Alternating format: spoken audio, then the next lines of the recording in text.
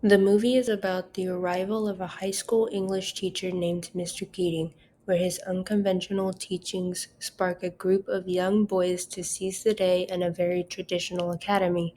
The young boys decide to revive the Dead Poets Society, where the members explore literature, creativity, and discovery.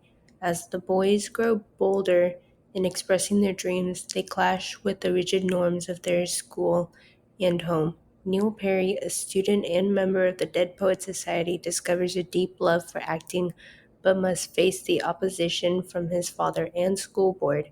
The tensions between personal freedoms and societal pressures lead to a tragic consequence that shakes the school. In the aftermath, Keating becomes the scapegoat for the turmoil, but his impact on the students remain. The environment of Welton Academy is one of tradition, strictness, and conservative views, being built on the four pillars of tradition, honor, discipline, and excellence. The academic pressure the parents and the school puts on the students are grooming them to attend Ivy League colleges, creating internal and external pressures to perform. The students have been taught to suppress individuality and to focus on poetry and art while dreams and personal ambitions are dismissed. In Mr. Keating's classroom, however, he emphasizes humanistic and student centered teachings, creating an environment for the students to be creative, independent, and emotionally express their ideas and feelings. One character, Neil Perry, struggles with major depressive disorder, which is being in a depressed mood most of the day, every day, or the loss of interest or pleasure. If he were to be seen by a therapist in the film, they would probably diagnose him with being fatigued from the amount of schoolwork they receive, for that is a common complaint. I don't think this is a diagnosed in all cultures. Rather, most countries, the majority of cases of depression go unrecognized because most symptoms are somatic, like loss of energy and insomnia, common in many people and many different psychological issues.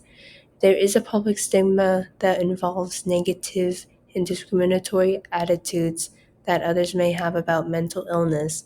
There are also self stigmas referring to the possible internal shame people have with their mental illness and their own conditions.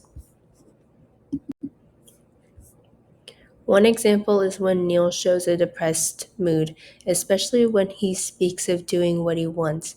He explains to Mr. Keating that he feels hopeless and trapped by his father's life plan. Another example is during a talk with his roommate Todd. Neil has an outburst when Todd shows concern for him, saying, "Whose side are you on?" One symptom he does not show is if he has decreased or increased his appetite. Research shows that when an individual increases or decreases their appetite, it fails to integrate afferent visceral interoceptive signals about the state of the body with external food cues. This means there is a decrease in activity in the insular cortical activity, which has been shown in depressed individuals.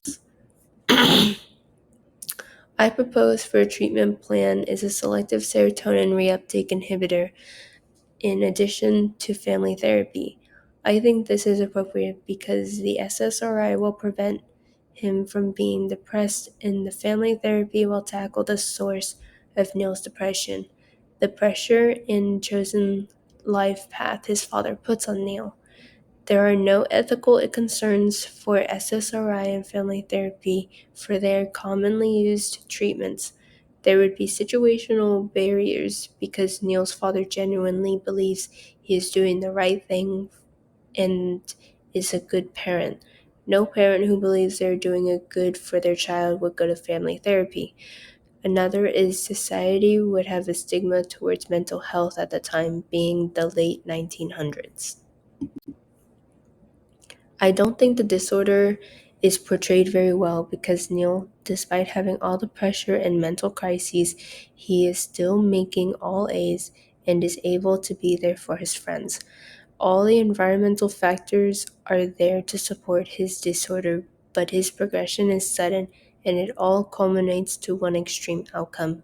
Major depressive disorder affects everyone differently, so it's difficult to understand the entire scope of the disorder. Here are my references. Let me end.